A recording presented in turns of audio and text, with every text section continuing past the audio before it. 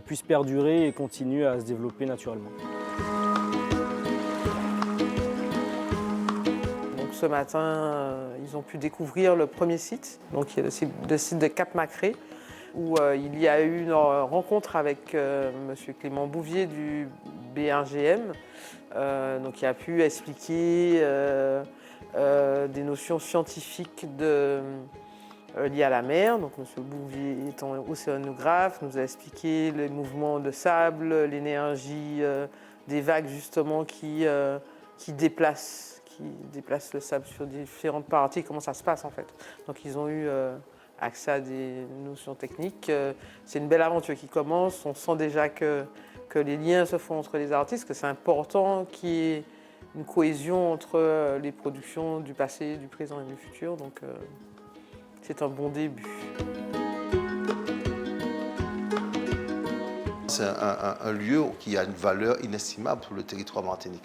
Donc je pense que la présence de ces artistes dans le coin va peut-être nous orienter, donner des choses qu'on n'a pas vues, mais sur le plan artistique, ils vont pouvoir transformer le lieu pour qu'on soit un peu beaucoup plus dans l'ère de l'avenir, puisque c'est des gens qui sont là pour rêver, pour nous faire rêver.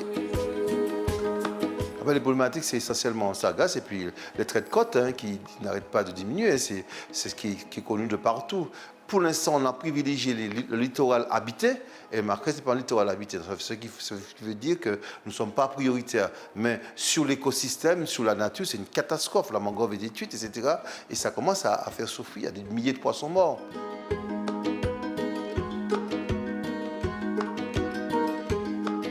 Le projet 490, c'est une opportunité pour le conservatoire de pouvoir amorcer des discussions sur l'évolution du littoral et on est en train de tester, d'expérimenter quelque chose dont on n'a pas forcément l'habitude, c'est-à-dire que c'est d'aller un peu plus vers l'art pour pouvoir discuter de ces thématiques-là.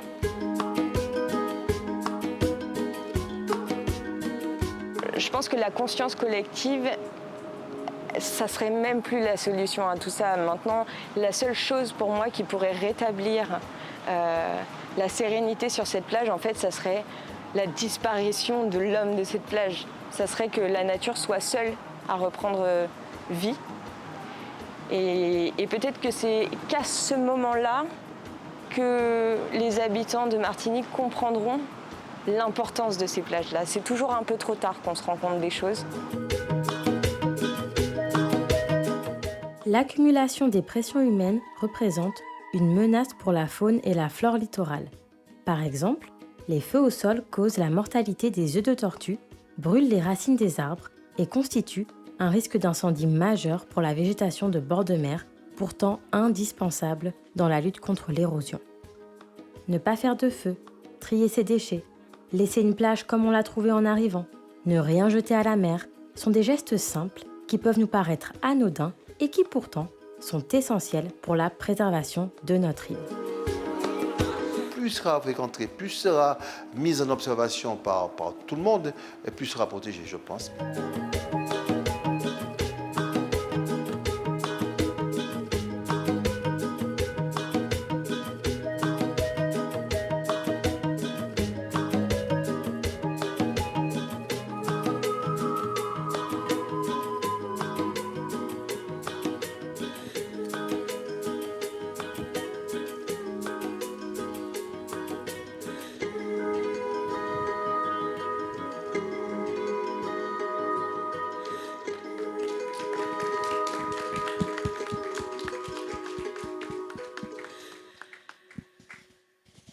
Alors après cette première vidéo de présentation, on va maintenant vous montrer un micro-trottoir, voilà, comme je le disais, dont le but était vraiment de prendre la température au niveau de la population, des citoyens, sur cette question de préserver le littoral et de le pratiquer en même temps.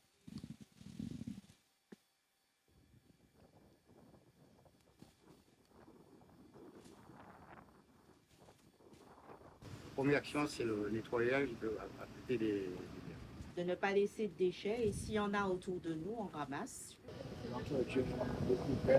au sac poubelle. Et dans ma voiture, il y a toujours éviter de jeter des trucs qui sont des objets qui ne sont pas bons pour les poissons.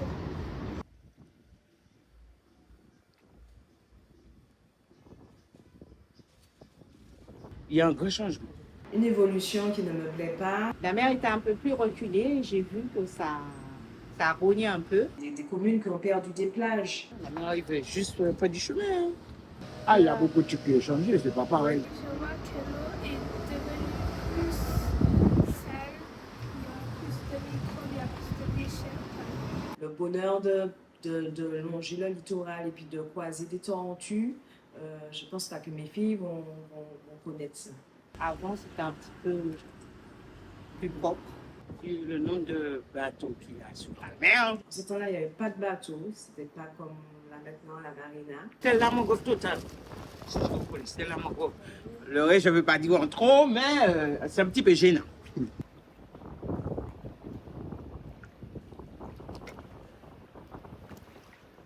Les gens fassent attention de ramener leurs déchets de la plage.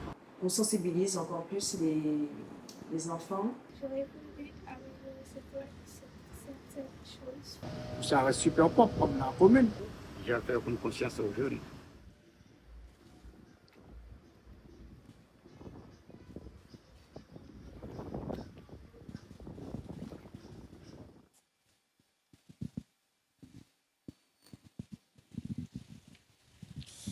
Et maintenant, donc, on va pouvoir passer à la table ronde.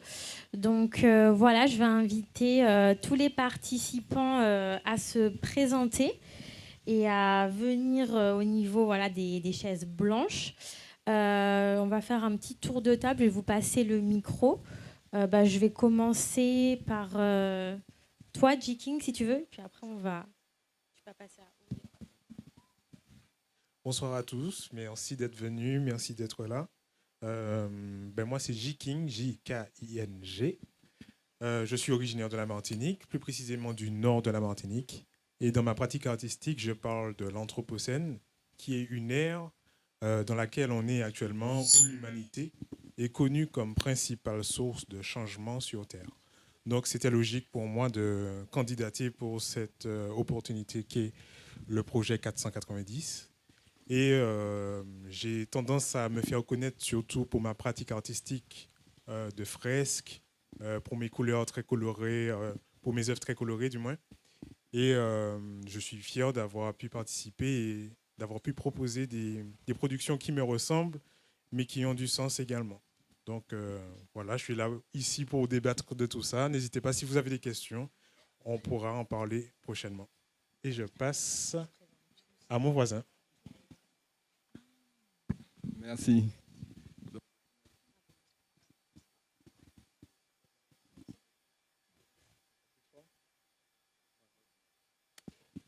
Incident technique. Je suis Maxime Glodon, donc martiniquais, à la fois vauclinois et marinois. Donc aussi ici pour en principe représenter l'association de campeurs qui est en cours de constitution par rapport à ce désir, ce double désir dont on débat ce soir, de pouvoir profiter de la plage du Cap Macré et en même temps de préserver le site, les écosystèmes, etc. Et c'est vrai que ça peut paraître antinomique, ça peut paraître difficile de concilier les deux, vu l'image, on l'a vu à travers le micro-trottoir, l'image un peu négative que véhicule le campeur, a raison, hein, il y a beaucoup de raisons historiques de ça, même si on est tous potentiels campeurs ou sympathisants campeurs. Mais les choses sont en train de changer. Il y a eu des rencontres avec les autorités en mairie, avec l'ONF, le Conservatoire du littoral, avec le sous-préfet, qui ont tous la volonté de voir naître cette association qui devrait avoir avant tout pour objectif la protection et secondairement, mettre en place de bonnes conditions pour les campeurs et tous les usagers, hein, puisqu'ils sont nombreux en dehors. On parle des riverains, on parle des marins-pêcheurs, on parle des touristes, des baigneurs à la journée, etc. Pour que tout ce monde puisse cohabiter et un peu dans le même objectif de préserver ce pourquoi ils viennent là.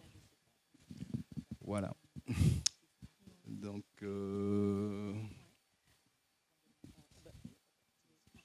prendre la parole. Je passe à... Non, je l'ai. Donc, je me présente. Après, je vais passer la parole à Noël Lambre. Donc, je suis Aude Brador, la directrice du Parc naturel marin de Martinique. Et je fais partie de la table ronde avec Noël Lambre. On va se présenter et puis on va ensuite répondre à cette question de comment pratiquer le littoral tout en le préservant. Oui, donc bonjour, Noël Lambre-Olivier. Je suis chargée de mission au patrimoine culturel maritime au Parc marin. Donc, dans ma mission, je dois valoriser le patrimoine culturel maritime pour justement permettre de sensibiliser à la protection de la biodiversité marine et aussi d'accompagner les œuvres artistiques qui valorisent la préservation de la biodiversité marine. Donc, c'est tout naturellement que quand l'idée de ce projet est née, on l'a accompagné avec plaisir parce qu'on est convaincu qu'en allant toucher par le biais de l'art le côté sensible des gens, on peut avoir un impact plus fort. Donc voilà. Et sur le sujet qui nous concerne, on peut constater l'accumulation des pressions sur nos littoraux et une plage comme Cap-Macré, où effectivement, on a parlé des feux au sol, on a parlé du braconnage, mais il y a aussi, avec des grosses hautes périodes de saison de camping, comme le week-end de Pâques, de la déforestation intensive de la forêt du littoral. Donc, sur des zones où le camping est normalement interdit.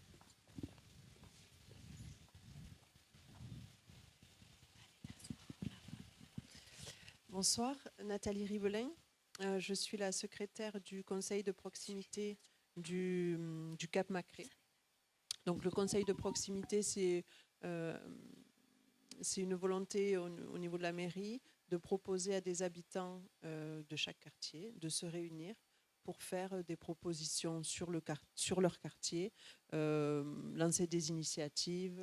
Voilà. L'idée, c'est que le conseil de proximité représente les habitants du quartier. Donc, on a parmi nous des pêcheurs, on a tous les corps de métier et certains en relation avec le littoral.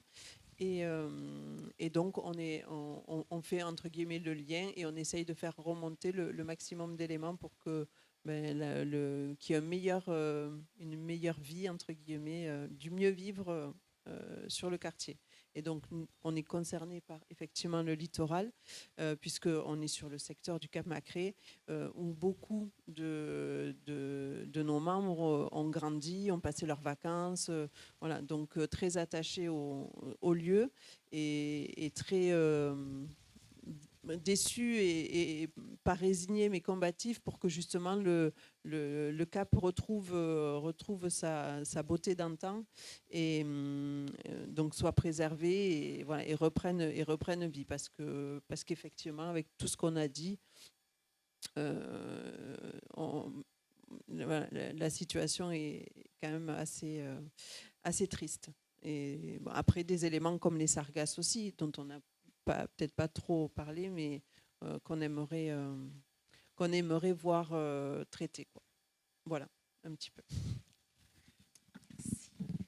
Bonsoir à tous et à toutes. Linda Mitram, photographe qui a travaillé sur l'Axe Passé et qui voit certains visages connus qui ont bien voulu m'accueillir pour que je puisse mener à bien cette partie de la résidence.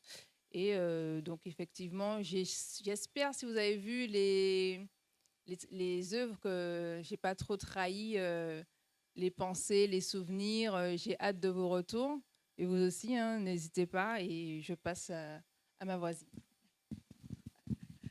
Donc le micro me revient déjà. Est-ce que du coup on entame la question le débat sur comment mieux pratiquer le littoral tout en le préservant. Donc, j'ai la grande chance de lancer le débat.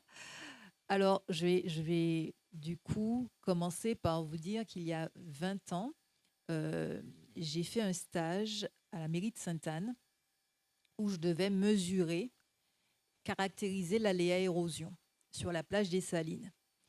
Et donc, j'ai fait appel à un géomètre et tout de suite, on est passé aussi dans la partie, donc en plus de la partie scientifique autour de cette caractérisation, il y a eu, parce que j'étais à la mairie, ce souhait du maire et du conseil municipal de solliciter les habitants pour recueillir leurs souvenirs. Donc, je suis partie dans 2 axes différents. Un axe scientifique où on mesurait régulièrement la plage avec l'aide d'un géomètre qui nous amenait ses services. Et puis un autre axe où je recueillais les photos, les souvenirs des personnes sur les Salines, comment c'était grand, comment on jouait au foot, comment on faisait des choses. Et tout de suite, ça m'a effectivement alertée parce que il était question que je réponde à cette question. Mon sujet, c'était de savoir comment donc caractériser l'érosion, mais aussi aider la commune. En tout cas, la commune attendait que je propose des solutions pour faire face au changement climatique. Avec donc une population nostalgique, triste, et on rentre tout de suite dans l'ambiance dans laquelle on est en train de rentrer, c'est-à-dire, oui, de la tristesse et une projection où on a des enfants qui nous disent des choses où on imagine un avenir triste. Donc, ça plombe. C'est vraiment quelque chose de compliqué, le changement climatique, qu'on commence à l'aborder, parce que souvent, on imagine quelque chose de négatif. On se dit effectivement l'eau monte, elle ne va pas arrêter de monter. On est dans une augmentation, une élévation du niveau de la mer. Les solutions classiques avant, qui pouvaient consister à mettre des digues, des barrages, des choses, des solutions qu'on appelait des solutions dures, on considère maintenant qu'elles ont des limites, qu'elles peuvent avoir plus d'effets négatifs qu'on ne voit pas immédiatement, mais créer une érosion en aval de l'ouvrage qui a été aménagé. Les solutions douces sont douces, ça veut dire qu'elles ne sont pas violentes, elles ne vont pas permettre à quelqu'un qui a sa maison au bord de l'eau de forcément y rester. Donc, et quand on pose cette question, notamment dans des communes comme le Prêcheur, où il y a vraiment un enjeu habitat des gens à déplacer, là on tombe sur quelque chose de très très difficile. Donc en gros, la question, on l'a voulu, et vraiment merci aux artistes, parce que c'est une façon de tout de suite d'aborder les choses autrement que sous l'angle scientifique, on donne des chiffres, on se sent plombé. Puis après, l'autre étape, quand on a fait ça, c'est le déni. On fait comme si on reprend notre vie et on ne voit rien changer. Puis de temps en temps, on a une petite alerte qui nous dit « mais l'eau monte ». Donc comment, maintenant que j'ai posé un peu ce contexte de cette question, ce qu'elle représente pour moi depuis plus de 20 ans, c'est effectivement, je ne vois pas forcément de changement fondamental en Martinique par rapport à cette question-là. C'est vraiment ça aussi mon constat, c'est que on le sait, on est une île, on est entouré d'eau, il y a une élévation du niveau de la mer, mais pour autant, je ne sais pas s'il y a une conscience réelle de cette problématique et surtout des solutions qu'on arrive à imaginer ensemble. Donc, pour moi, comment mieux pratiquer le littoral? On a eu dans le reportage 2 visions. On a eu l'artiste qui disait « disparition de l'homme et la nature reprend ses droits ». Et puis on a eu le maire qui a dit plus de fréquentation, du coup ça va créer un plus grand regard, plus de monde qui vont regarder et une plus grande protection parce que ce sera moins isolé. Ce sera, voilà. Donc on a 2 visions. Donc pour moi, il faut trouver l'équilibre entre ces 2 visions parce qu'on a des campeurs, on a des riverains. Il faut que chacun, et du coup je laisse la parole peut-être à chacun puisque j'ai un temps qui est limité, c'est de dire qu'au sein du parc naturel marin, donc outil que je représente, notre objectif est de trouver le curseur entre ces 2 visions, qu'il y ait les bons gestes, que chaque acteur se sente en capacité d'agir. Parce qu'effectivement, des fois, on n'agit pas parce qu'on se dit « mais non, c'est trop tard, allez, on y va ». Donc, j'espère que notre action collective va nous donner envie d'agir et nous donner le sentiment qu'on a la capacité d'agir. Merci beaucoup, Aude, pour cette première entrée en matière de notre table ronde, en plus avec un timing parfait. Les 4 minutes ont bien été respectées. Donc voilà, super. Et chaque intervenant aura ce même temps de parole pour exprimer son point de vue. La parole est à vous. Nathalie Ribelin, pardon. Donc, nous, en tant que riverains, effectivement, on est attachés, comme je le disais tout à l'heure, et on a bien conscience qu'en fait, on parlait d'action collective, mais chacun doit apporter sa petite pierre. Et nous, en tant que riverains, on randonne, on fait une petite balade, on prend un sac, on récupère ce qu'on peut. Si chacun fait cette petite action déjà au niveau des déchets visuels, il y aura quelque chose de fait. Pour tout ce qui est du camping, c'est pareil, c'est une question d'équilibre aussi, pour que chacun puisse respecter, enfin qu'on respecte la liberté de chacun, mais tout en préservant la nature. Donc du coup, le camping, oui, mais avec des règles, ou peut-être en laissant préserver d'abord renaître la nature et que chacun après puisse trouver sa place. Mais le maître mot équilibre, effectivement, est important. Voilà. Et donc on parle de petites actions individuelles. Et c'est vrai qu'après on se sent effectivement dépassé par des actions, enfin des choses sur lesquelles on n'a pas la main, mais sur lesquelles on peut être acteur finalement en étant consommateur. Si on faisait revenir la consigne, si on utilise des crèmes solaires qui ne dégradent pas l'environnement, ben voilà, des choses assez simples au niveau de chacun et qui permettraient d'une petite amélioration. On ne fera pas revenir le sable ou on ne fera pas... on peut refaire revivre les arbres, mais voilà, c'est sur du long terme. Mais voilà, chacun, la petite action de chacun, je pense, est importante. Et en tout cas, nous, à notre niveau, on essaye de faire au mieux. Je suis bonne en temps ? Super. Je passe la parole.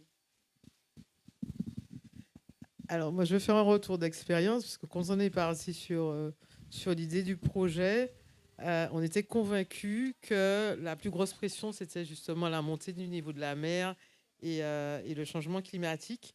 Et en fait, quand on a commencé à étudier tous les sites et à rentrer dans le concret des problématiques liées à chacun des sites, on s'est rendu compte que l'effet de l'homme avait quasiment autant d'impact que le changement climatique.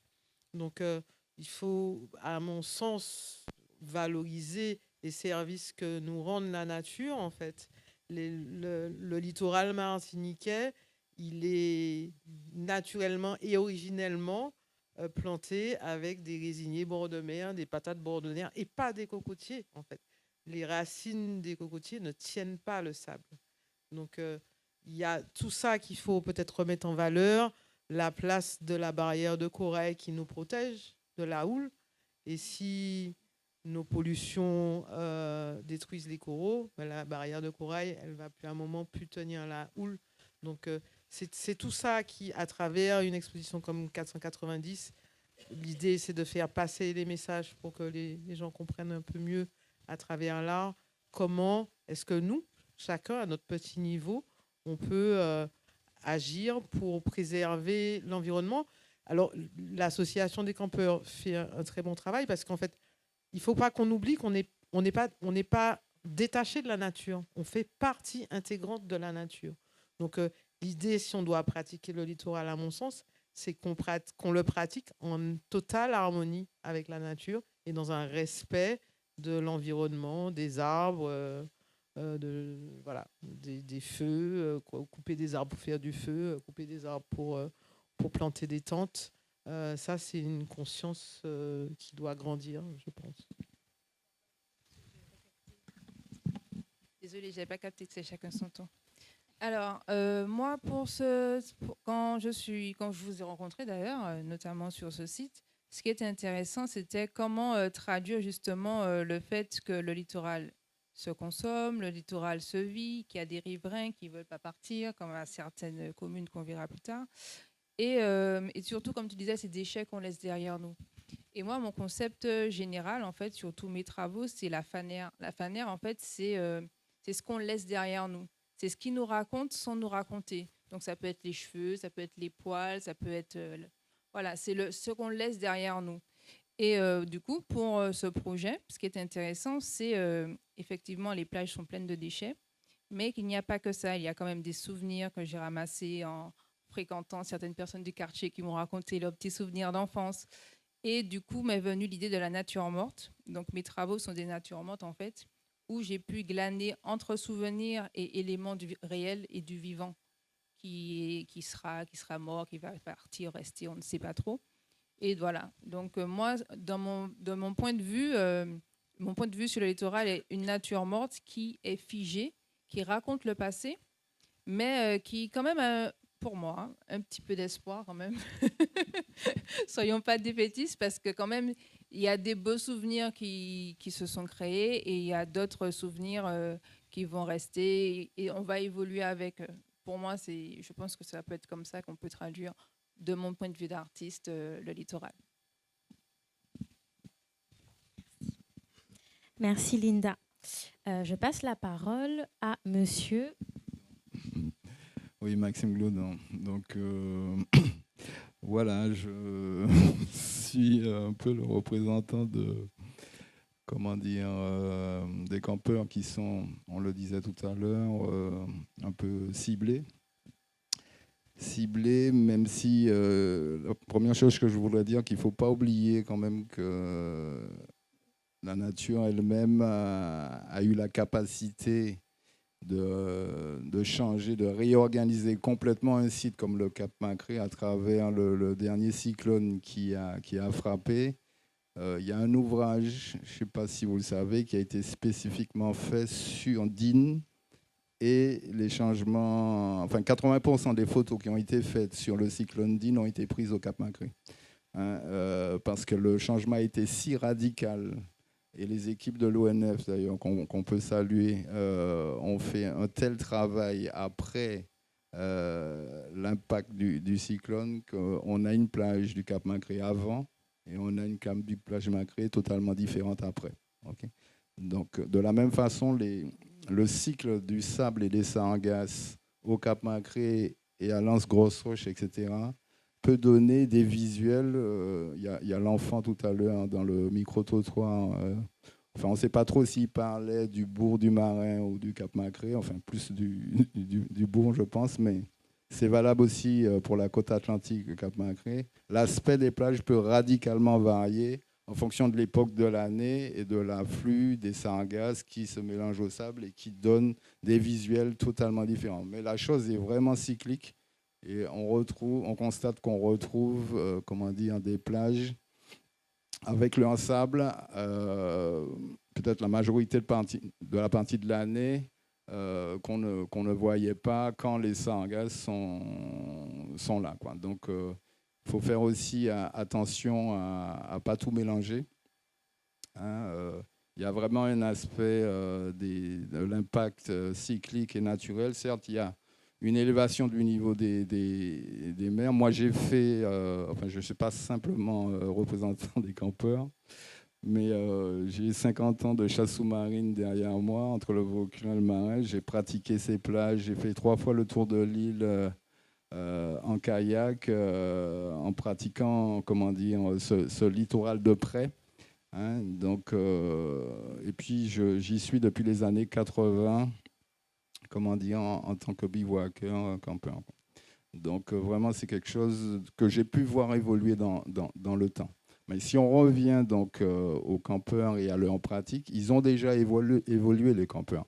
J'ai connu une époque où il y avait une majorité de groupes électrogènes, il y avait des gens qui emmenaient leur télé, leur lit sur la plage, qui transféraient en fait leur chez eux sur la plage. Et cette vision de l'homme séparé de la nature, qui veut retrouver son confort, qui veut transposer son confort personnel sur le littoral, elle a déjà énormément changé. Et c'est vrai que l'association qu'on est en train de créer, c'est un outil pour nous pour accélérer ce changement, parce qu'on estime en fait qu'au-delà de la nécessaire répression qui de toute façon est utile. Le bâton est utile et le bâton ne se fera pas à travers l'association. Hein. C'est les autorités qui, comment dire, feront leur travail. Le maire nous l'a bien expliqué. De toute façon, on n'a pas les compétences Il vous reste 20 secondes. Hein. Oui.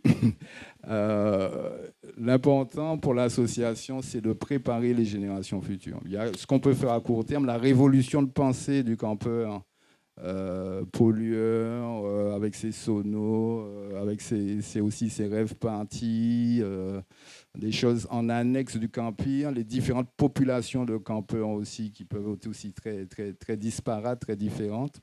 Mais le but, c'est de prévoir, à travers l'association, de préparer les générations de futures à aimer le site et donc à pouvoir le protéger dans la foulée. Et les différentes actions qu'on peut mener, scientifiques, avec des scientifiques, avec des artistes, avec des personnes des quartiers, notamment les anciens qui ont l'expérience du site. Merci, voilà, monsieur. On peut arriver à faire quelque chose avec les jeunes qui vont vouloir protéger dans un second temps. Merci beaucoup. Alors, c'était très intéressant d'écouter tout le monde et du coup, c'est intéressant pour moi de passer à la fin. Comment pratiquer le littoral tout en le préservant? Noélan me l'a dit tout à l'heure là, en le respectant tout simplement. Je ne vais pas passer par 4 chemins. Essayez d'imaginer un monde utopique peut-être, mais où il n'y aurait pas eu tout ça. Voilà. Essayez d'imaginer un monde où le moindre dégât fait par la nature serait sanctionné. Je pense qu'il n'y aurait pas eu tout ça. Et là, toutes ces causes auxquelles on fait face, les différentes problématiques, c'est un problème d'éducation tout simplement. On a évidemment ce que j'appelle des bonnes éducations, ou en tout cas des gens qui ont conscience de leur impact sur la nature et qui se battent, qui essaient de faire des choses avancées. Et on a à côté de ça, malheureusement, des gens qui s'en foutent, pardonnez-moi du terme, mais qui s'en foutent littéralement. J'étais sur la plage, j'ai vu des choses. Ça ne devrait pas être permis, ce genre d'action.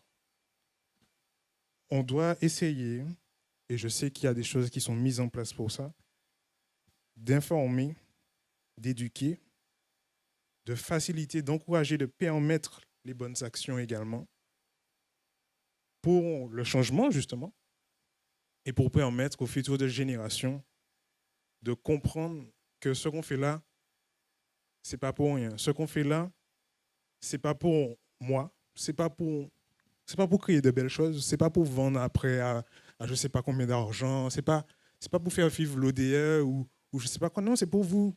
C'est pour vous. C'est ça il faut essayer de parler franchement. C'est pour vous qu'on fait ça. Tu le fais, il faut le faire pour toi.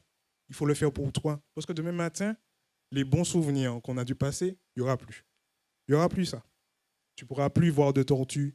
Tu n'auras que de l'eau sale. Il n'y aura que ça. Donc, si je devais conclure, c'est que oui, on est sur une bonne voie, mais il faut continuer. Il ne faut pas se voiler la face. La nature ne va pas se soigner elle-même. Elle va se soigner elle-même qu'à partir du moment où l'homme va comprendre que c'est lui qui cause le plus de mal. Voilà, j'ai fini.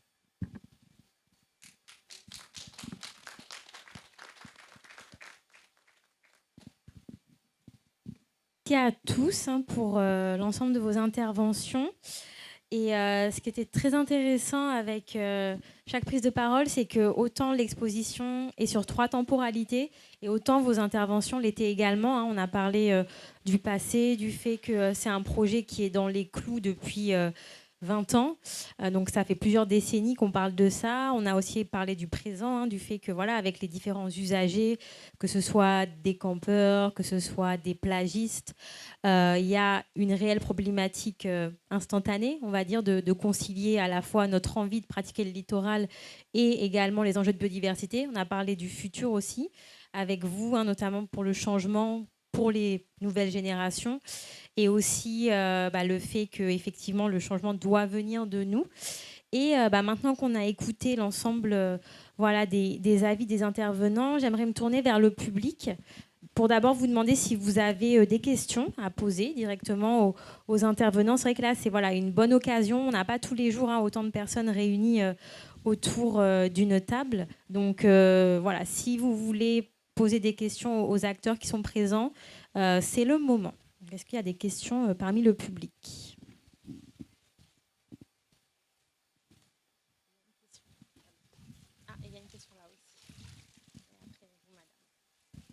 Merci. Alors, moi, je triche un petit peu puisque je suis au Conservatoire du Littoral, donc je fais partie aussi du groupement.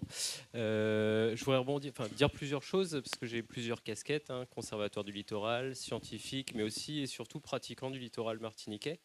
Je voulais rebondir d'abord sur ce que J-King a dit sur l'aspect sensibilisation, communication, et je pense que c'est vraiment le cœur de ce projet 490, vraiment, et c'est les actions que portent nos différentes organisations, d'aller vers les publics jeunes, moins jeunes, mais surtout les jeunes, c'est la génération qui va nous suivre, pour les sensibiliser à ce que sera leur territoire de demain, leur territoire, mais il y a aussi les territoires à côté.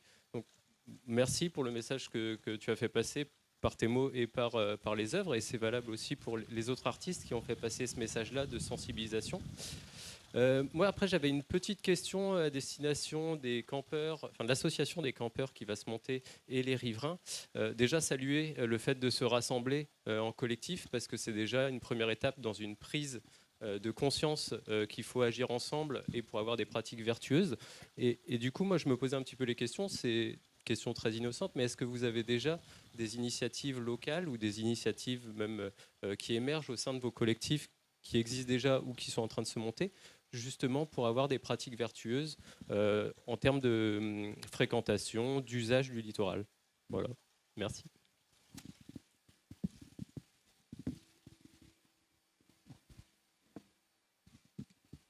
Alors, pour ce qui est des habitants en pratique virtueuse pour s'organiser, c'est déjà cette prise de conscience de dire on se regroupe. Puisque c'est une habitante et un membre de campeur qui, puisqu'on a dans nos, alors peut-être pas dans nos membres, mais si d'anciens campeurs et sur le quartier des campeurs aussi. Donc chacun est conscient qu'il faut faire quelque chose. Donc c'est comme ça qu'on a initié, que ces personnes ont initié la démarche de se regrouper pour trouver des solutions. Donc on a déjà fait un petit plan de propositions qu'on a restitué aux institutions, en mairie. Il y a eu une réunion qui a permis d'avoir tout le monde autour de la table, ONF. Et donc après, des démarches ont continué. On n'a pas encore d'aboutissement, mais des décisions sont en train de se prendre, ou du moins des concertations sont en train de se faire. Et donc, un chemin est en train de... Enfin, le chemin se fait. On n'a pas encore de plan d'action ou quoi que ce soit, mais en tout cas, il y a un élan et il y a une volonté vraiment de faire bouger les choses. Des choses concrètes, pratiques et voilà, qui seront une première base pour après la vie aussi des campeurs qui, eux, doivent de leur côté s'organiser et mettre en place des bonnes pratiques. Parce que quand on dit campeurs, effectivement, des gens qui sont sur le littoral et qui saccagent les lieux, c'est pas le bon terme en fait. On peut pas les appeler campeurs. Donc là, on a une partie des représentants de ceux qui veulent faire du bon camping entre guillemets. Mais voilà, après la difficulté, c'est aussi de trouver cet équilibre et de pouvoir avoir un ordre pour que justement toute la nature soit préservée, quoi. Voilà. Oui, tout à fait. D'ailleurs, Noël Lambre le disait, tant que l'homme, campeur ou pas, se vit, puisque les attitudes, les incivilités, on les voit partout en Martinique, c'est pas spécifique non plus, comment dire, l'attitude des gens en camping. Et on doit dire un mot aussi de l'offre en matière de fournisseurs de matériel qui s'est étoffée, qui s'est largement étoffée. Et la solution vacances camping est devenue aussi quelque chose de très attrayant. Et ce qui fait que la pression aussi a augmenté de ce fait. Hein. Puisque je vous dis, on a quand même le recul dans le temps. Et c'est vrai qu'il y a un afflux de nouveaux campeurs. Et même si en fait le site, le concept même de camping à l'antillaise, qui n'est pas le camping métropolitain hexagonal, qui est quand même différent dans son essence, comment dire, le mérite de rassembler les générations, rassembler les ethnies différentes. Hein, comment dire, sur un même lieu et permettre une communication qu'il n'y a pas forcément dans les autres aspects de la vie citoyenne, où, par exemple, services militaires, cinéma de quartier, etc., ont progressivement été supprimés. Et le camping garde cette spécificité qui est très intéressante pour la vie en commun. Mais c'est clair que les différentes populations de campeurs doivent s'accorder. Et comme je disais, il y a déjà eu une évolution significative dans les usages. Mais bon, voilà, c'est clair que tant qu'il n'y a pas ce travail de constitution de l'association et de mise en forme des règles, d'un plan d'usage des lieux et d'une coordination avec les différents acteurs, ONF, conservatoire, mairie, gendarmerie et autres, bon voilà, les choses ne pourront pas forcément être comme le rêve. Mais le travail principal, on en est persuadé, c'est vraiment un travail de fond pour changer le regard des gens par rapport à la nature et par rapport à l'objectif qu'on a de protection. C'est vraiment sur les nouvelles générations qu'on veut s'attribuer et on a des atouts très intéressants au Cap-Macré. Il y a par exemple, en termes d'archéologie sous-marine, plusieurs sites de naufrage anciens, très intéressants, même remarquables dans toute la Caraïbe, qui ont été identifiés là et qui sont un support éducatif d'attrait très, très, très intéressant pour faire aimer le site. Hein. Il y a bien sûr d'autres axes de travail pour une future association, tout ce qui est botanique, tout ce qui est astronomie, le site également étant très préservé des pollutions lumineuses, trouve un lieu d'observation astronomique qui est extrêmement intéressant. Bon, sans parler bien sûr de la flore, de la faune, des tortues, tout ce sur quoi on peut sensibiliser les jeunes et les moins jeunes.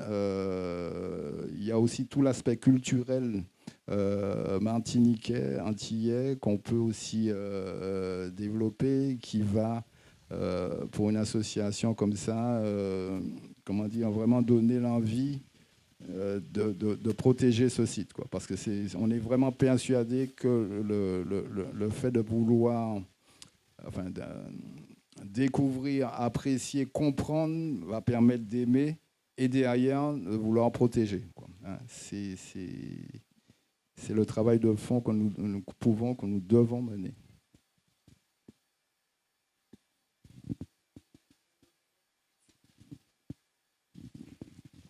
Oui, je vais être moins longue que M. Glaudon, mais il ne faut pas qu'on oublie que sur le Cap-Macré, on a une catégorie de campeurs, mais de destructeurs d'un jour, celui qui vient passer le dimanche au Cap-Marin et qui fait autant de dégâts que quelqu'un qui resterait pendant un mois. Et là, on ne sait pas comment on va pouvoir gérer ces gens-là parce qu'ils font autant de dégâts que quelqu'un qui passe un mois. Donc, les arbres sont coupés, le feu est mis, les déchets sont partout. Et nous, riverains, on se fait insulter parce qu'on nous dit qu'on ne sommes pas de la police. Et ça, je me dis dans quelques années, si ces gens-là continuent à venir chaque dimanche, par exemple, qu'est-ce qu'ils vont laisser à nos enfants? Parce que à l'allure où ça va, j'espère que je me suis fait comprendre en peu de mots. Je voulais réagir justement par rapport à tout ça pour expliquer un petit peu le résultat, en tout cas, de mon stage au final. En gros, les solutions douces et le lien entre changement climatique et cette protection, c'est quoi? C'est que la mer, effectivement, elle monte. Nos coraux, donc la barrière de corail atlantique, elle construit moins, donc elle nous protège moins de la houle. Donc quand il y a une forte houle, elle part, cette forte houle, avec un peu plus de sable qu'avant. Et ce qui nous permet de retenir ce sable, c'est la végétation, si on est sur la solution douce. Donc là, on est vraiment sur l'adaptation au changement climatique à Cap-Macré, c'est la végétation. Donc c'est la patate bord de mer qui longe, qui court un peu comme ça, et puis c'est le résignier. La plage, elle a une stratification, elle a une organisation. Donc le résignier, il a ses grandes feuilles, il résiste plus à l'eau salée. C'est pour ça qu'il est en première ligne. Et derrière, il y a les arbres qu'il protège. Donc quand un campeur fait ce qu'on appelle une trouée végétale, donc crée un passage entre son lieu de camping pour arriver sur la plage, il permet à l'air salin de rentrer en arrière-plage, et aux arbres qui ne sont pas faits pour résister au sel, mais ces arbres vont développer certaines maladies et la forêt va commencer à se dégénérer. Donc, en fait, quand on est sur... J'essaye de faire le lien entre les grandes stratégies nationales, s'adapter au changement climatique. Eh bien, à Cap-Macré, en gros, ça voudrait dire faire de la sensibilisation, s'organiser, faire de la police aussi, Madame dit, pour préserver la végétation de Cap-Macré. Ça, c'est vraiment l'action, on va dire, immédiate. Il y a une action un peu plus longue qui est l'herbier et la barrière de corail. Donc là, c'est si on va vers la mer. Donc on a été de la terre, l'organisation des citoyens pour qu'ils puissent sensibiliser, l'organisation des politiques, la police. Et objectif premier de l'humain, c'est la végétation de Cap-Macré. Ensuite, si on est, comme je disais, un peu plus vers la mer, il y a l'herbier qui nous protège de la houle, et puis il y a surtout la barrière de corail. Et là, notre action, elle est peut-être moins directe, mais elle est tout aussi importante, parce que cette barrière de corail, certes, il y a le changement climatique, donc là, on ne maîtrise pas. Il faudrait qu'on puisse gérer plein de gens, Donald Trump, les Chinois, bon voilà, ça, on ne maîtrise pas. Mais ce qu'on maîtrise quand même, c'est, et l'Office de l'eau était là, c'est ce qu'on rejette dans ce milieu marin, parce que cette barrière, elle dépend aussi de la qualité des eaux. Et la qualité des eaux, elle dépend aussi de nous au quotidien. Voilà, donc je pense que sur chaque site, ce qu'on pourrait faire collectivement suite à cette table ronde, c'est justement de s'écrire un petit programme d'action. On se dit, bon ben voilà, les usagers s'organisent, et vraiment ça, c'est vraiment top. Je pense que tout politique quand il a face à lui des citoyens organisés, c'est plus simple de travailler ensemble. Donc vraiment, je ne pense pas qu'il faille cibler des acteurs, il faut vraiment les encourager. Et effectivement, il y a de la police à mettre en place, mais je pense que parallèlement à cette police, il faut vraiment, ce serait bien en tout cas, je pense, au terme de cette table ronde, qu'on s'écrive, voilà, Cap-Macré, si on doit s'adapter au changement climatique, voici les actions que l'on peut faire et voici ce qui dépend d'un tel. Et moi, ce que je voudrais dire aux usagers qui s'organisent, c'est que nous, institutionnels aussi, Parc Marin, à côté de l'ONF, à côté, s'il y a besoin d'un appui, parce que c'est tellement rare et c'est tellement ce qu'il faut faire, travailler ensemble, que s'il y a besoin d'un appui, d'une sensibilisation, d'un coup de main ou d'aller en mer, vraiment là, c'est la directrice du Parc Marin, je vous dis, voilà, on sera à côté, on sera en soutien, si vous avez besoin de quelque chose en termes de logistique, parce que c'est vraiment le premier pas, c'est de faire les choses ensemble.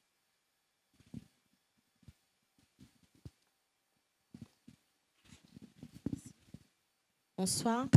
Alors, je me présente, je suis Sylvie Lheureux, je suis professeure d'art plastique dans un établissement de Fort-de-France, le collège Jacqueline Julius. Et alors moi, je n'aurais pas de questions, mais plutôt à vous féliciter tous, vraiment. Bravo pour votre engagement dans ce projet. C'est vrai que être engagé, dénoncer, remettre en question les habitudes de consommation par pour le public, pour le jeune public, c'est essentiel puisque ce sont des adultes de demain. Et je reviens sur ta parole de tout à l'heure qui a été forte et sensible, mais c'est vrai qu'il faut remettre en question nos habitudes et pérenniser ce type de projet. Alors, je le fais déjà moi-même dans mon établissement, mais c'est vrai que j'aurais plaisir à l'évoquer à mes élèves, à leur présenter cela. Voilà. Merci. Bonjour à tous, je m'appelle Guillaume et du coup je travaille spécifiquement sur les nouveaux récits. Du coup je vais un petit peu attaquer la dame qui n'est pas là, mais je trouve que finalement l'énoncé est peut-être mal posé, c'est-à-dire comment pratiquer notre littoral en le préservant. Je trouvais qu'il y avait un côté déjà consumériste, pratiquer, ça sous-entendait beaucoup l'exploiter, des fois mal, détruire, etc., couper dans les taillis, enfin bref. Et le préserver, ça revient finalement à juste réduire les impacts. Et est-ce que la question de demain, finalement, ce ne serait pas plutôt comment participer à sa revitalisation, participer à sa réparation, à sa régénération? Et finalement, au même titre qu'il est important de comprendre comment les écosystèmes fonctionnent, le littoral, la mangrove, les récifs coralliens, savoir qu'est-ce qu'on peut faire pour éviter de l'abîmer, ce que fait le parc, etc., peut-être que c'est aussi intéressant de commencer à nous inculquer finalement comment réussir à le régénérer. Est-ce que tout un chacun, en allant bivouaquer par exemple, pourrait replanter des résiniers aux bons endroits? Est-ce que c'est possible d'aller vers ce genre d'action-là? Du coup, c'est ma question.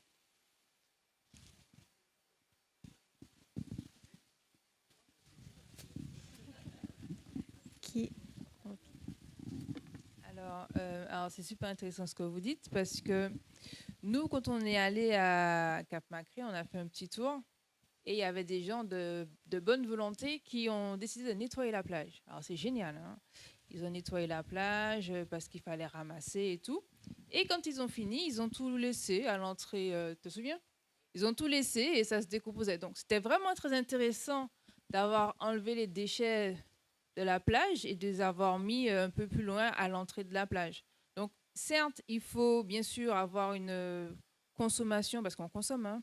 Même quand on respire l'air, on consomme, et voilà. Donc, on consomme, donc oui. On consomme notre littoral, oui, de façon éco-responsable si on peut. Mais si on fait une bonne action pour peut-être mettre sur les réseaux sociaux et avoir des likes, pensons quand même à prendre les déchets qu'on a ramassés, à les mettre un peu plus loin, que si on veut planter des résiniers, à voir les personnes qui s'en occupent et se rapprocher des autorités compétentes, et pas juste dire allez, on se lève dimanche, on y va parce que voilà. Non, mais c'est vrai. Il y a vraiment une façon de participer, de porter sa, comme dit le colibri, sa petite part. Il y a des autorités compétentes. On va voir les gens pour savoir comment on fait pour pas faire n'importe quoi, parce que ce qui est bête, c'est qu'après notre bonne action va se retrouver inutile parce qu'il faudra la défaire pour la refaire correctement. Et voilà, et planter des plantes et se dire oui, mais c'est un résinier, puis on s'est trompé de résinier, c'est pas là qu'il va, il va contaminer tous les autres résiniers. Et du coup, non, mais il y a des scientifiques. Nous sommes, voilà. Non, mais nous sommes des invités sur nos plages. Mais il y a des gens qui les ont étudiés pendant des années et qui savent mieux que nous comment le faire. Et bien sûr, les riverains et riveraines sont là depuis des années et sont les mémoires vivantes du littoral et ont vu comment le littoral a évolué et ce qui a marché et ce qui n'a pas marché. Pour poursuivre, pour répondre à la question, où place-t-on la régénération ou la restauration écologique dans cette politique d'adaptation au changement climatique? Si je reformule, est-ce qu'on est dans limiter les impacts, donc comment on trouve un équilibre entre les pratiques, ou est-ce qu'on peut déjà mettre un discours, un récit autour de la restauration? C'est une vraie question, c'est vrai, j'ai pris du temps pour répondre parce que on nous interpelle, nous parcs marins, sur la restauration, par exemple le bouturage des coraux, voilà. Et des acteurs vont vers ça en nous disant mais par qu'est-ce que vous faites, pourquoi vous ne replantez pas des coraux. Alors, la difficulté, ça s'est fait, hein. Il y a eu une expérimentation à Sainte-Luce, ça n'a pas marché. Parce qu'il faut toujours limiter les pressions avant. Si les choses ont disparu, c'est qu'il y a eu quelque chose qui a causé la disparition. Donc, si on replante sans limiter la cause, on aura le même résultat. Alors, c'est vrai qu'il faut accélérer pour aller vers la régénération, vers la restauration. Mais en tout cas, à Sainte-Luce, l'expérimentation qu'il y a eu de bouturage des coraux, elle n'a pas abouti parce que, il n'y avait pas ce qu'il fallait en termes de protection réglementaire, donc d'interdiction de jeter son encre sur le petit corail qui essayait de pousser. Et au niveau de l'assainissement, la solution n'était pas non plus au rendez-vous. Donc, limiter les pressions, donc la police, la sensibilisation. J'ai pu expérimenter des enclos de régénération à Cap-Chevalier. Ça a été possible parce qu'il y a eu le fait de dire aux personnes de ne plus se garer là, un recul. Donc, il y a eu un parking en amont. Et donc, la plage était libérée, le tassement du sol ne se faisait plus. Et effectivement, on pouvait avoir un enclos de régénération. Pour que ça repousse, il faut que le sol ne soit pas tassé. Donc, ça veut dire que là où on va planter du résinier, il faudra un enclos. Il faudra que les gens ne passent pas, n'écrasent pas. Donc, il faudra organiser les choses. Donc, c'est vrai que l'idéal, et c'est ce qu'il faudrait, ce tempo qu'il faudrait avoir, et c'est un discours encore et un récit plus porteur en plus. Auprès de la population, juste dire limiter les impacts, c'est toujours un truc un peu... Voilà, dire qu'on va vers la restauration, c'est un discours en tout cas que j'aurais aimé tenir, mais je ne veux pas que ce discours cache une réalité, parce qu'en fait, on a beaucoup d'entreprises qui veulent, on va parler direct, s'acheter une conscience, et qui veulent financer des projets de restauration. Donc nous, on est confrontés à ça, à se dire, la population nous dit, mais faites de la restauration, les entreprises sont prêtes à nous donner de l'argent, mais on n'est pas encore en mesure de limiter les impacts. Donc on arrive à sensibiliser, on a de l'argent pour restaurer, mais limiter les impacts, c'est pourtant le cœur de la chose, donc ça veut dire de la sensibilisation et de la police. Le bâton est obligatoire. La sensibilisation est obligatoire, mais le bâton est obligatoire, parce que quand on a des campeurs, parce que j'ai essayé le camping, hein, j'ai dû essayer. Il y a quelqu'un ici qui m'a fait essayer, mais le camping nature. Voilà, parce qu'à la base, je n'étais pas du tout favorable. J'ai essayé le camping nature. Effectivement, j'ai revu mon opinion. On peut pratiquer le littoral tout en le préservant. Mais effectivement, il n'y a pas d'eau chaude. Hein. C'est vraiment du roots. Avec eux, là, c'est vraiment du très, très, très roots. Et on se sent connecté à la nature. Il y a le prana, on tire la langue le matin pour prendre le rayon du soleil. On regarde les étoiles. Voilà. Il n'y a pas de lumière, il n'y a pas de papier. Voilà. Donc, j'ai effectivement revu ma position. Et c'est pour ça que c'est bien quand même de poser le débat comme ça. Parce que des fois, on a des dogmes, on oppose les gens.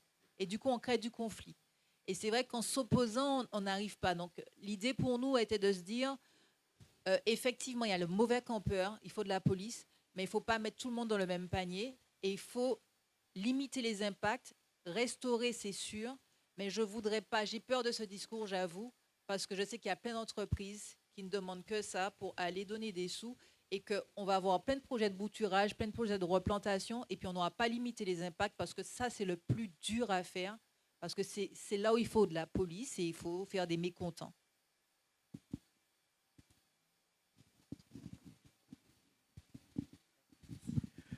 Justement, on parlait de police. Alors déjà, très pertinent. J'aime beaucoup l'intervention, bravo. Je me questionnais surtout, tout à l'heure là, je me questionnais sur ces mots, justement, pratiquer, préserver. Est-ce que c'était les bons termes? Je suis content qu'elle ait répondu comme ça. Effectivement, avant de pouvoir guérir une plaie, il faut d'abord stopper l'hémorragie. Donc, on a pris du temps à comprendre ça en tant qu'artiste, que c'est pas évident. C'est pour ça aussi qu'il y a l'axe passé, présent, futur. C'est pour qu'on se pose les bonnes questions et qu'il faut mettre dans l'ordre les bonnes démarches, les bons agissements. Et je me posais une question peut-être un peu bête, mais quand tu parles de police... En fait, mais qui peut punir quelqu'un qui, je sais pas moi, jette un mégot de cigarette là où il faut pas, etc., etc. Alors, il y a plusieurs polices. Là, le mégot de cigarette, c'est encore autre chose. Donc là, la forêt domaniale du littoral, c'est l'ONF qui peut, donc les agents de l'ONF. À un moment donné, je crois qu'ils ont essayé de faire de la police.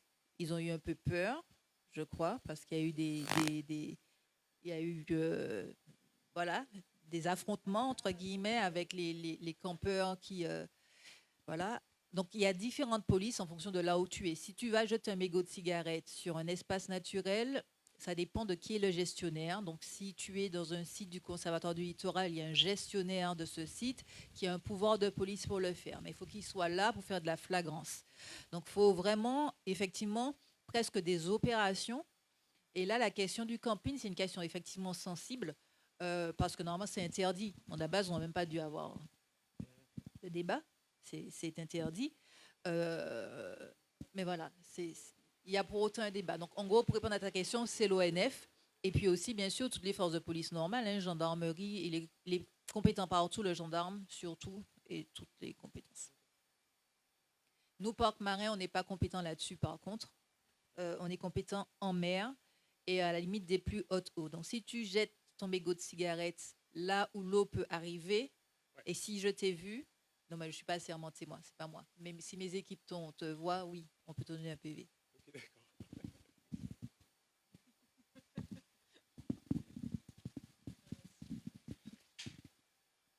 Est-ce qu'il y a d'autres questions?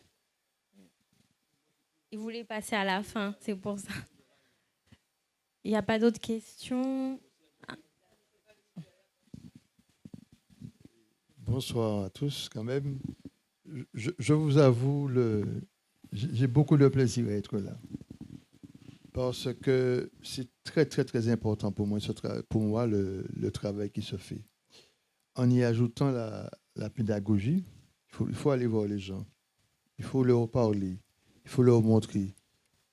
Le campeur, c'est vrai qu'il y a eu beaucoup de... Je fais quand même partie de l'ancienne génération, moi pas tout jeune. Hein. Et comme je dis toujours, il faut savoir d'où l'on vient pour savoir où l'on va. Donc, il y a une chose. Effectivement, dans le temps, il y avait des groupes électrogènes, c'est ça? Mais c'est parce qu'il y a une prise de conscience avec l'évolution. Maintenant, avec un petit panneau, même avec le portable, on peut avoir de la lumière, le solaire. Donc, il faut que nous utilisions vraiment l'évolution technologique, puis aller vers les gens avec le sourire, leur parler et leur montrer que, ne serait-ce que lâcher, je disais que toute la rivière qui descend dans la mer, ne serait-ce que lâcher un petit, comment dirais-je, petite peau de fromage dans une rivière, comment il peut y avoir un dégât derrière?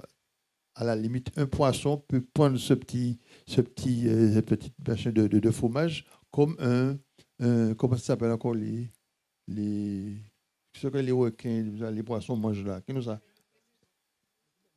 Oui, c'est ça, de plastique. Donc il faut parler aux gens. Et puis, chaque personne a son travail à faire. Moi je prends un plaisir à parler aux gens, à leur expliquer, voilà, nous sommes partis de là, nous avons l'intention de protéger nos enfants. Donc, comment il faudra que nous fassions? Donc, belle initiative. Donc, je pense que nous allons continuer à nous voir en petit comité. Nous ne pouvons pas vous aller faire 50. Hein, et puis que chaque personne prenne le temps d'expliquer. J'avais, la dernière fois, demandé si on pouvait avoir effectivement une sorte de fil conducteur, des petites questions bien précises. Il faudra appuyer où là c'est mal, où là fait mal. Donc, voilà un petit peu ce que je voulais dire.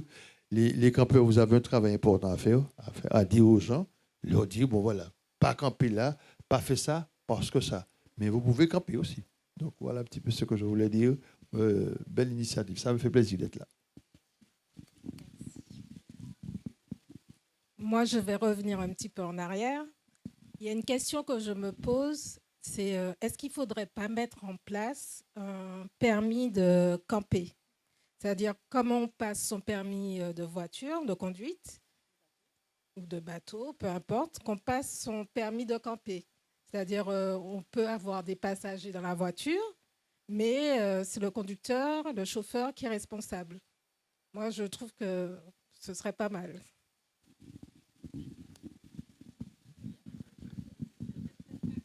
Est-ce que les intervenants veulent réagir à cette proposition? Les campeurs?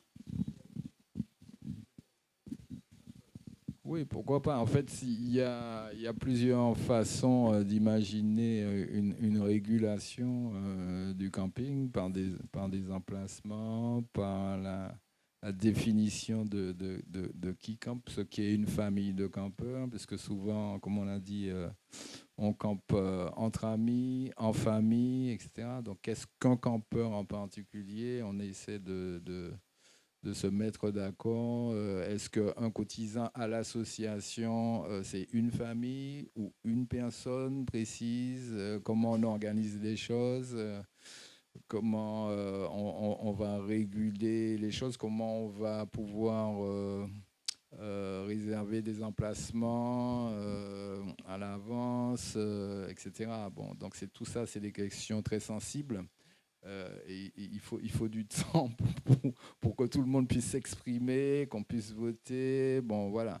On a essayé de faire les choses pour que l'association soit montée assez rapidement, pour que dans un second temps, on puisse réfléchir dans un règlement intérieur à toutes ces questions-là qui sont essentielles, mais qui sont très difficiles. Parce qu'il y a aussi tout un public qui peut arriver sur la plage, même si la volonté de la mairie, etc., c'est que personne ne puisse camper en dehors de l'association. Puisque nous établissions des règles avec les différents partenaires, et que s'il y a un contrevenant, comme on n'a pas force de police, on la renverra vers les autorités. Bon, mais c'est l'idée qui se met en place de faire reculer l'homme, de faire reculer les zones, par exemple, où les poubelles sont concentrées, ce qui a déjà été le cas, hein, ou peut-être même reculer les zones de parking pour permettre à la nature de reprendre ses droits progressivement, et tout en permettant à un camping plus raisonné de se faire, quoi. Donc, il y a beaucoup de questions sensibles comme ça, et il faudra quand même du temps pour mettre tout ça en place, quoi. Mais un permis de camper, bon, pourquoi pas? C'est une solution qui est pas forcément dans la forme, ça va pas forcément résonner favorablement dans la forme, mais dans le fond, pourquoi pas? C'est ce qu'on veut mettre en place, en fait. Je pense qu'un permis, ça va être compliqué parce que, comme je disais, il y a plein de problématiques de groupe. Et je ne sais pas si tu vois, mais en tout cas, moi, ça m'est déjà arrivé d'aller à la plage avec juste ma famille sur un coup de tête. Et là, camper devient toute une logistique à ce moment-là. S'il y a un permis ou s'il y a des zones à réserver. Ah non, j'avais réservé avant. Maintenant, il y a le côté en ligne et tout. Je ne sais pas si c'est faisable, mais ça me paraît très, très, très compliqué quand même de faire un permis. Mais ce serait intéressant de faire... Enfin, j'imagine que ça existe déjà, des zones pour camper et des zones interdites.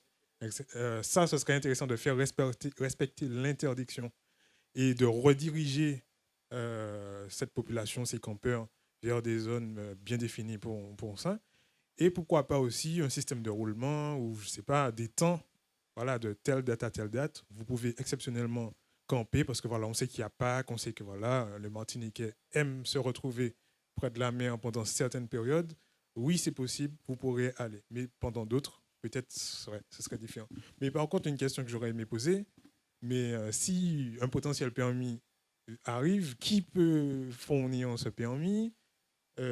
Qui définit les zones? Qui pourrait définir les zones de permission et d'interdiction? Étant donné qu'il y a ce rapport du littoral, voilà, si c'est l'ODE, c'est l'eau, mais si c'est pas l'eau, c'est la forêt, du coup. C'est quoi? Il n'y a pas un organisme qui réunit les deux? C'est quoi? Il y a un dialogue? En fait, on n'a pas inventé l'association de campeurs. C'est quelque chose qui existe par ailleurs, notamment en Martinique et notamment à Sainte-Anne, où il fonctionne depuis des décennies déjà, dans un cadre qui est encore beaucoup plus fréquenté que le Cap-Macré, qui est les Salines. Mais on nous a conseillé fortement d'aller voir comment il fonctionne, etc. Mais c'est vrai que ce n'est pas tout à fait les mêmes conditions d'affluence, etc., qu'il y a aux Salines. Et leur fonctionnement est particulier, quoi. On peut s'en inspirer, mais en tout cas, il y a des associations qui fonctionnent, des associations de campeurs qui fonctionnent déjà avec des papillons sur les véhicules. Ils ont même des salariés pour l'ordre, des vigiles, des choses comme ça. Bon, c'est pas exactement ce qu'on voudrait, le résultat auquel on voudrait arriver, mais en tout cas, il faudra trouver des formes de régulation, c'est clair. Alors, on va finir de répondre à cette question et après je donnerai la parole à monsieur pour clôturer, parce qu'il y a un petit cocktail de finissage, si je puis dire, pour clôturer l'échange, et sachant que vous pourrez continuer à avoir ces conversations autour du cocktail. Est-ce qu'il y a d'autres personnes qui veulent intervenir sur ce sujet-là? Parce que je ne vais pas prendre de questions en plus. Comment? Ah, ok. Bon, bah, tenez.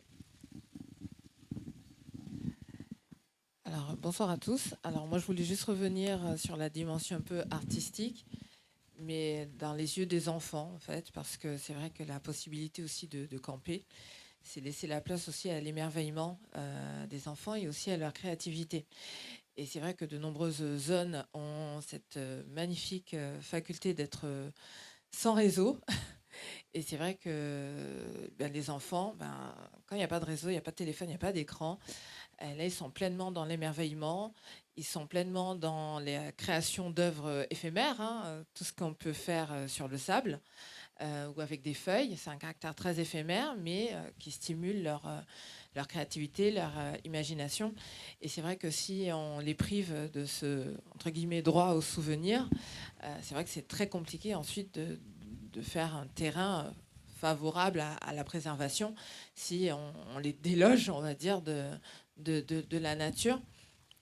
Donc voilà, donc mes enfants, j'espère, à travers notamment l'association, qu'ils auront ce droit au souvenir, mais aussi conscience des devoirs, des devoirs et aussi ce droit au souvenir, mais aussi à l'émerveillement.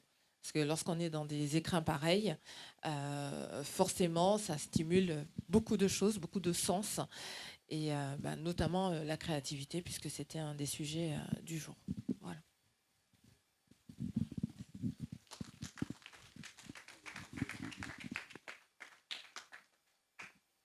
Bon, je conclus. Je vais me présenter d'abord. Je ne suis pas de Cap-Macré, mais je pourrais l'être, puisque j'ai un terrain là-bas, un de ces jours que je vais construire. Donc, je suis de Fort-de-France, de Chelchia plus précisément. Je suis entrepreneur, chef d'entreprise, dirigeant de société. Et j'ai été nommé il y a 4 ans, donc il y a 4 ans maintenant, au Conseil économique et social national. Après 10 années passées au Césaire en Martinique, c'est presque du bénévolat, mais enfin, la société civile, et nous représentons la société civile. Nous sommes la troisième assemblée de la Constitution, après l'Assemblée nationale et le Sénat, et nous conseillons le gouvernement, et nous faisons aussi des projets et aussi l'évaluation politique publique. Tous les mois, je suis à Paris, je repars samedi, et nous produisons des avis. Donc, soit ce sont des saisines gouvernementales, soit ce sont des autosaisines. D'ailleurs, sur la table, il y a la saisine Mieux connecter les Outre-mer, qui parle du côté maritime, du côté aérien, et aussi tout ce qui concerne la partie numérique. Et j'ai été rapporteur, donc c'est un travail qui a duré 6 mois avec des auditions, etc. Que n'oublions pas que nous représentons la société civile organisée. Alors rapidement pour dire, parce que beaucoup de gens ne connaissent pas ce que c'est que le CESE, c'est le Conseil économique et social et environnemental national, qui a 75 conseillers. Et aujourd'hui, parce qu'avec tous ceux qui font comme économie, nous sommes passés de 13 conseillers ultramarins à 8.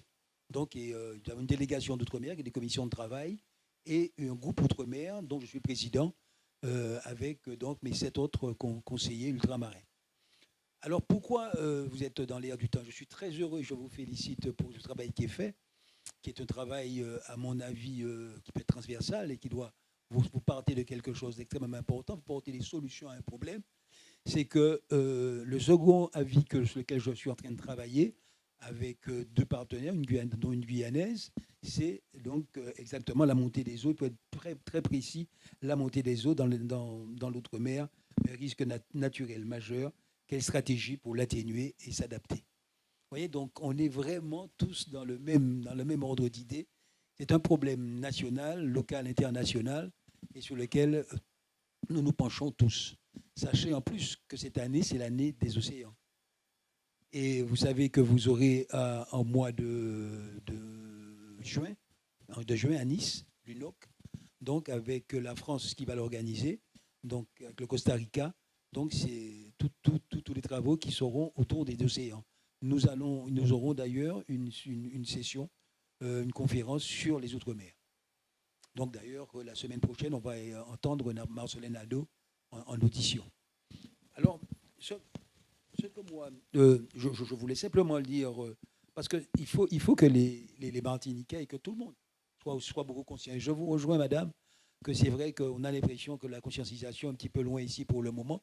Beaucoup de gens en parlent, mais après, pour les actions, pour mener des choses, c'est quand même plus compliqué. C'est pour ça que ce que vous faites ici est formidable et pourra être certainement donc développé dans les autres communes. Parce que c'est vraiment des choses qu'il faut faire aujourd'hui. Et le rapport du GIEC de février 2022 rappelle une fois de plus l'urgence de lutter contre le réchauffement climatique face à deux types d'impacts majeurs. Multiplication des phénomènes extrêmes comme les cyclones et la montée des eaux. D'ici 2090, la mer pourrait ainsi pénétrer sur plusieurs dizaines, voire centaines de mètres sur les littoraux les plus plats. La Martinique pourrait perdre 5% de sa superficie. La Martinique pourrait perdre 5% de sa superficie. C'est ça qu'il faut retenir. Donc, on ne parle pas des îles Pacifiques, etc. Donc, les conséquences majeures pour les populations, aggravées par les activités humaines, concernent donc bien sûr l'économie, l'environnemental, social, médical. Donc, notre avis, et pour terminer, je ne serai pas très long, parce que j'ai 4 minutes, notre avis donc, du CESE sera pour orienter les politiques publiques vers l'atténuation des risques et l'adaptation des territoires. Et pour ce faire, je crois que c'est vous qui avez dit ça, je crois, en parlant des scientifiques. Et je crois qu'il faut aujourd'hui que nous retournions aussi, que nous travaillions avec les scientifiques qui peuvent nous apporter énormément sur un certain nombre de décisions, de solutions à apporter. Parce que c'est vrai que parfois nous sommes des néophytes, on ne sait pas tout faire, on ne connaît pas tout, et il faudrait peut-être s'appuyer sur ces personnes pour écouter les scientifiques sur la priorisation des enjeux et sur les solutions d'atténuation, d'adaptation à la disposition des outre-mer français. Restauration des barrières naturelles, que sont les récifs coralliens et les mangroves, recherche sur la séquestration du carbone, participation de l'outre-mer à une trajectoire zéro émission, comme pour le Grand Hôtel de Tioura, etc. Vous voyez, donc voilà globalement ce que je voulais dire, mais il faut aussi que nous orientons les politiques publiques, parce qu'on ne pourra pas faire sans eux, il faut absolument qu'ils soient à côté de vous, mais vraiment, félicitations encore, bravo.